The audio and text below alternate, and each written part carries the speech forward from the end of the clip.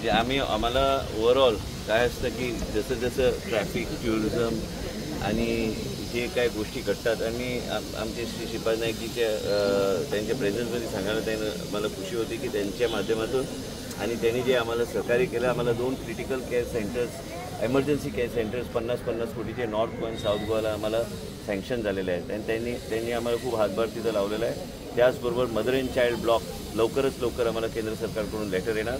म्हणजे महिला आणि मुलांसाठी एक dedicated hospital with all health care from government of India. आणि त्याचबरोबर तुम्ही जे म्हणता की ॲक्सिडेंटासाठी हायवे डिप्लॉयमेंटची गरज आहे. आमचं जो ओव्हरऑल मॅपिंग जे झालं आहे त्याप्रमाणे आम्ही करतो. आम्हाला तर हॉटस्पॉट्स माहिती आहे पण आमच्याकडे थोडे ॲम्ब्युलन्सेस कमी होती. मुख्यमंत्रीकडे चर्चा केली म्हणून श्री श्रीपाद नाईकनी आज इनिशिएटिव्ह घेऊन त्यांनी सुरुवात केली आहे आम्हाला ॲम्ब्युलन्सेस द्यायला.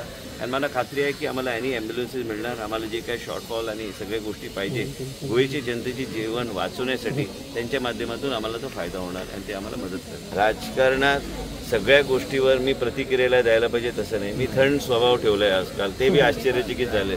मी बोलत नाही आणि काय असलं तर मतपेटी जे आहे ते मतपेटीच्या माध्यमातून लोकांच्या मनात काय आहे ते व्यक्त होणार. मी कशाला बोलू. मला खात्री आहे की माझे लोक माझ्याबरोबर आहेत. त्याच्या पुढे बोलायचं नसतं. राजकारणात प्रत्येकाला अधिकार आहे पाहिजे ते बोला. पण मी म्हणतो की श्रीपाद नाईकजी बहुमताने जिंकून येणार आणि 70 येऊन गोव्यात सगळ्यात जास्त आघाडी म्हणते ते पर्याय मतदारसंघांमधून द्यायचा आमचा प्रयत्न असतात.